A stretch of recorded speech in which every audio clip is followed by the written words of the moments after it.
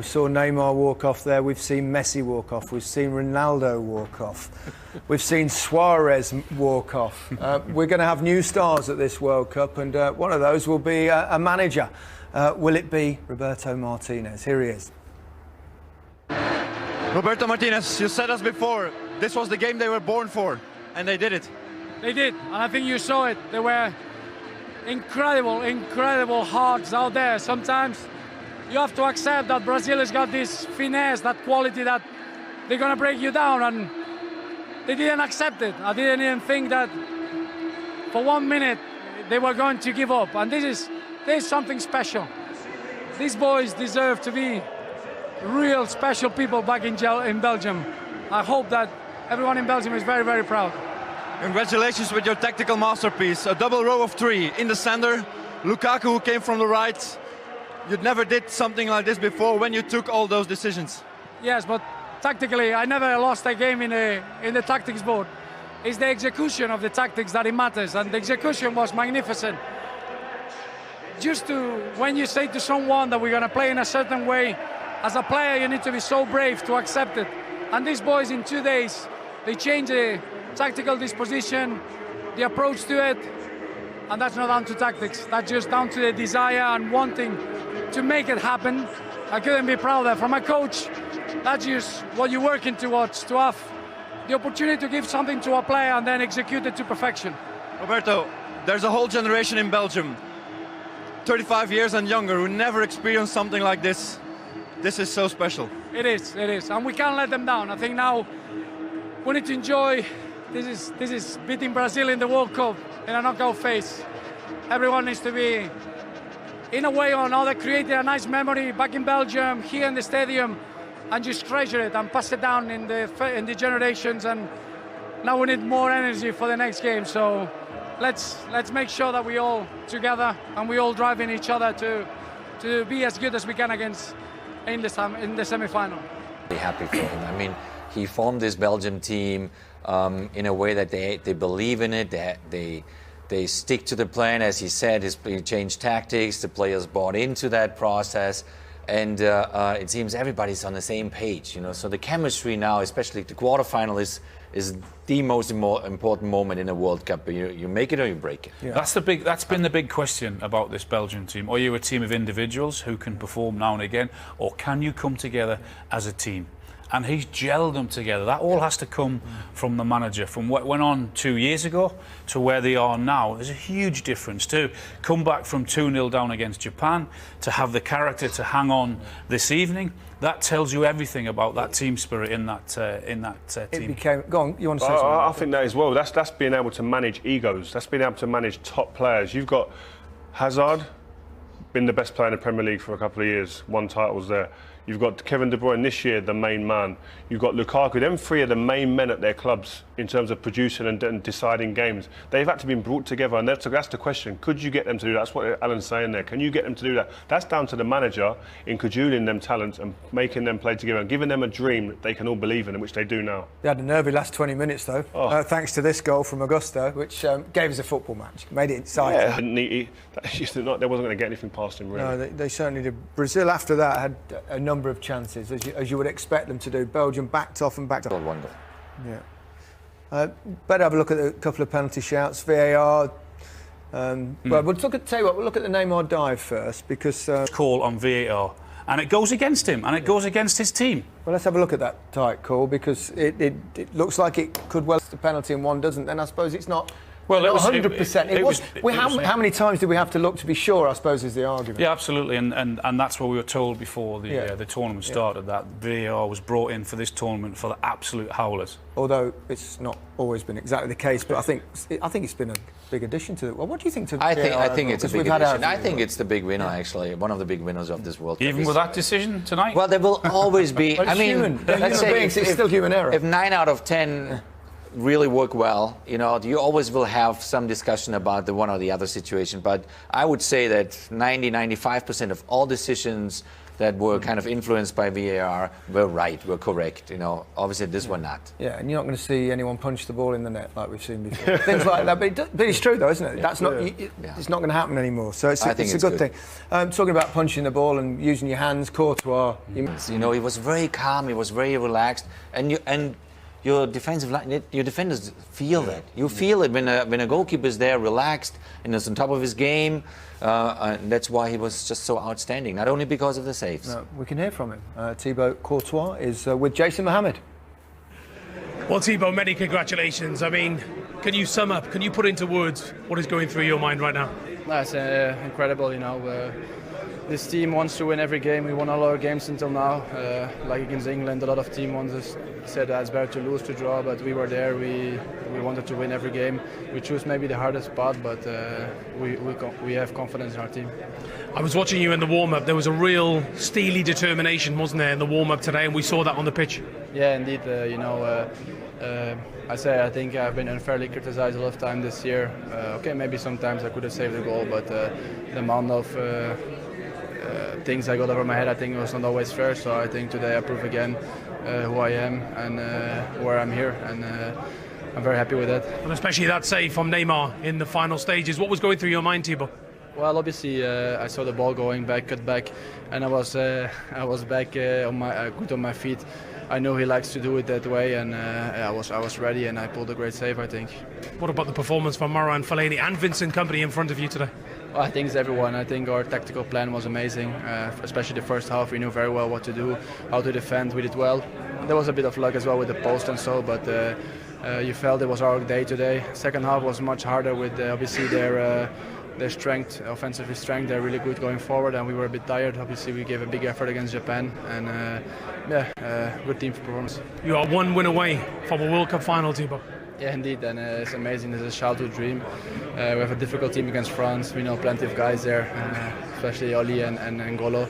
But it will be a great game. Top man, congratulations. Can I say one more thing? Yes. That this thing about Jordan, I want to say and clarify it, because I heard a lot of stuff.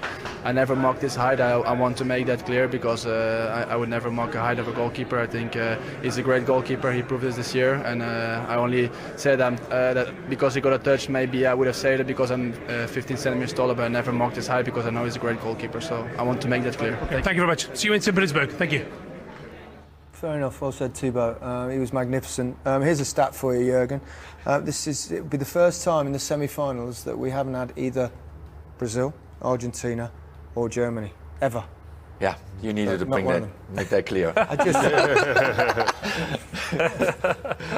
No, it's a fact. It's just a fact, Jurgen. I'm sorry. Now we all hope that England goes in there. Yeah, of course. Let's remind ourselves about how Belgium got themselves into a good position. The second goal was special. Yeah, it really was, wasn't it? Oh, it was beautiful. And Kevin De Bruyne, as we said before, playing that little bit further up the pitch. Kevin De Bruyne, what a wonderful footballer. Let's hear from him. He's with Jason Mohammed. Well, Kevin De Bruyne, many, many congratulations. You are one win away from a World Cup final, and you've just knocked out one of the tournament favourites. Yeah, I know. It's not easy to play against Brazil. Obviously, they're such a wonderful team. But I think the power we have as a team is shown today, especially the first half. I think we played magnificent. We changed our tactic. We played a little bit risk to leave two players up front. And I think the first half we took the advantage. Second half, I think they changed tactically, and it was very difficult because they created a lot of plays in the middle. I think even then we created some chances. And the last 15 minutes after the goal is a character test. And I think we showed the world what we're capable of. What a wonderful strike from you as well today. Yeah, I was waiting a little bit because I saw Thomas coming right of me, so Marcelo has to go a little bit to the side, and I saw free space, but yeah, to hit it like that is nice. It's a sweet strike. Also a fantastic run from Romelu too. Yeah, I think we did very well in that compartment. Eden, Romelu and me created some problems, especially in the first half. With the runs from deep or up front, and it's wonderful. Do you feel as well, Kevin, that you've grown as a group after missing out in the European Championships? Do you think mentally you are ready now to take on the very best in the world? Well, you have to grow as a player and as a team.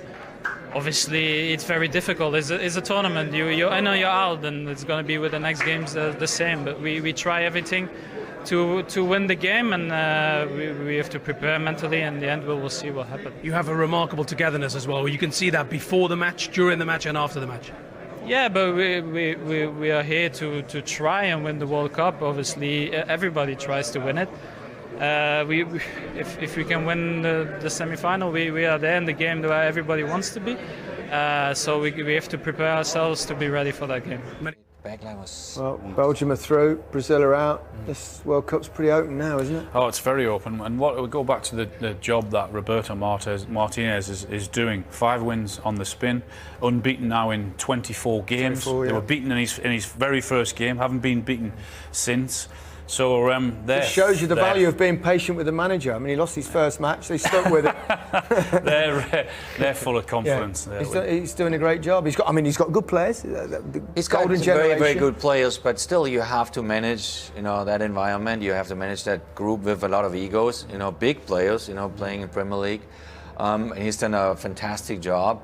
And this stage now, quarterfinals into semifinals, and hopefully all the way until the end, is all about the spirit of the group that you built over those 2 years. And that's not only the players, obviously with all their different characters. It's also your coaching style, your medical staff, your entire management.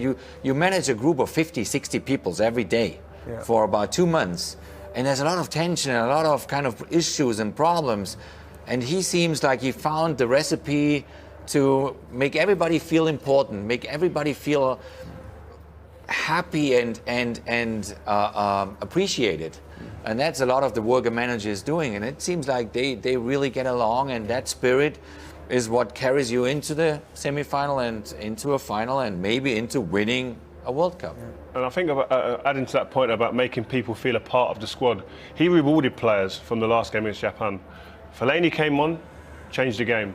Chadli came on and scored. They start this game today. That gives people hope within a squad. If I perform, I will keep my shirt and I'll stay in. And that then creates a spirit. That helps towards the spirit of this squad now going on and believing that they are capable of winning this tournament. Well, there's only 6 teams left. One of them is England. Let's hear from the manager, Gareth Southgate. He's been at the Samara Stadium this evening, and afternoon's World Cup quarter-final against Sweden. It's Samara, and it's the centre of Russia's aerospace industry, hence the futuristic roof on the stadium, and Gabby Logan is there for us. Thank you, Gary. It is indeed futuristic, and I have some cutting-edge pundits suitably alongside me to talk ahead of this one. We've just been in the press conference and heard Gareth and Captain Harry Kane talking there confidently, but also modestly and with a bit of humility, as they have been throughout this tournament. Do you think it's time now that Gareth might tweak with that starting 11 from what you saw against Colombia? Very different opposition, Sweden. Yeah, I do indeed, actually. Not only because performances, we've had some decent performances. I wouldn't say we've had exceptional performances, but I think that game against Colombia took a lot out of certain players, mentally and physically, and it would just freshen it up a little bit. I think I'd like to see somehow he managed to get Dele a little bit higher up the pitch, closer to Harry Kane, whether that's bringing in Danny Rose to play that role a little bit higher up on that left-hand side, I don't know, but I envisage there'll be a few changes. And a few players, of course, who played 120 minutes the other night. We saw them holding legs with cramps and various other aches and pains. So perhaps it will get shook up a little bit. What about Sweden, though, Martin? Because this is a team, and a lot has been made of it, who, collectively probably aren't worth as much as Harry Kane's value on the open market as he goes towards a golden boot right now. But they're a team that is greater than the sum of their parts and should not be underestimated. Without doubt. I mean, I think actually they play in a very English fashion, as we used to have done with a 4-4-2 system. They get virtually everybody back behind the ball. They'll be very direct. Even from the kickoff, it will go straight in to their 2 front players. They'll make no excuses for it. They're a percentage team. They've had quite a lot of shots on goal, actually, and they've only had 35% on average possession. So they're very effective. They'll shoot on sight. You can't give them an invitation to shoot because they'll take it. So England need to be professional in what they do, not fear what they're up against, but they enjoy playing against England, and I think they look at the English players and they look at perhaps the money they earn, and perhaps they feel they're overrated, and they're one international team that they enjoy playing against the most is England. Now we have to turn that around, and we now play a different structure, and hopefully we can go and perform as we know we can. It's 3 o'clock on a Saturday afternoon. A lot of people are saying this is kind of like it's a cup tie, an old-fashioned cup tie, or a top of the Premier League meets somewhere kind of middle-bottom Premier League. Would you make that analogy? Well, that's exactly it. I mean, when I've looked at Sweden in this competition, I think, yes, they've got that togetherness and that spirit and shape that make this a structure that's very difficult to break down. But they're like a Burnley side in the Premier League for me. If for the viewers at home listening who kind of want to relate them to a team, who are also very strong, got that strong structure. They get forward. They cause you problems almost on the counter attack as well. A team that finished 7th in the Premier League, by the way. So I'm not kind of putting Sweden down by any means. And Martin's completely right in terms of you can't underestimate these sides. They're here by merit. But we've got a £100 million striker. 250 million pound defenders. We've got players that are, playing in Champions Leagues, winning titles, that should be able to go out there and express themselves. And I think, I'm not sure I've seen that consistently enough yet during the tournament. So hopefully tomorrow's the day. Okay, thank you very much, guys. Gary. Yeah, thanks very much, Gabby. Not long now. It's another nervous afternoon waits watching England play, but they've done everything that's been asked of them so far. Yeah, he's doing a very good job, Gareth. It wouldn't surprise me if there was 1 or 2 changes to freshen it up to tomorrow. It wouldn't surprise me if Rose came in. Did well when he came on, didn't he? He did do. Even Loftus-Cheek in there. There was a lot of tired legs. It's a big ask. 90 minutes, then extra time, and then the penalties. You don't get back till 5 or 6 o'clock in the morning, so you lose a night's sleep.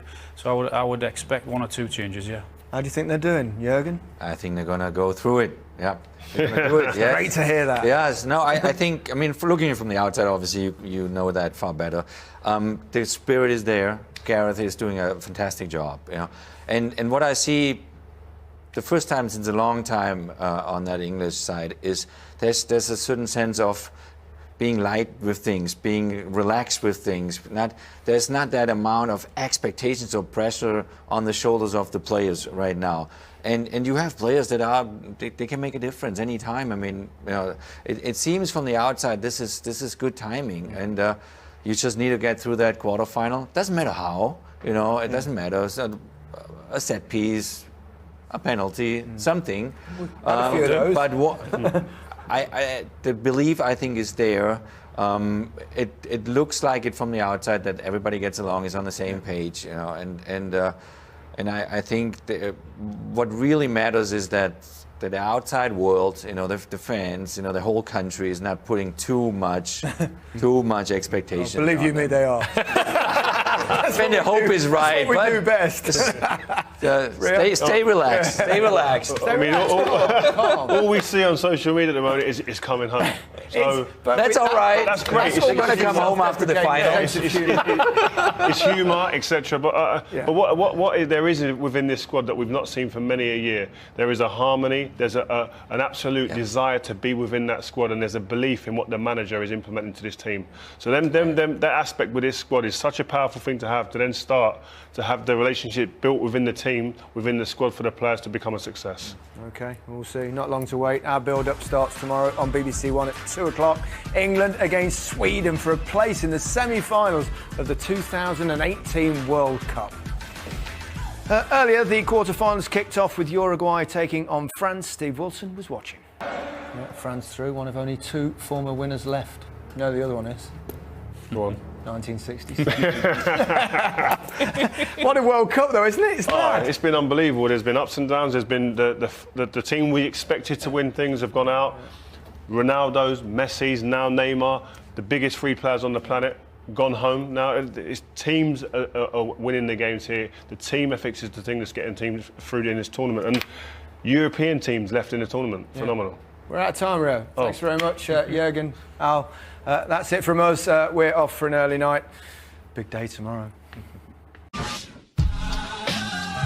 Don't forget to click subscribe.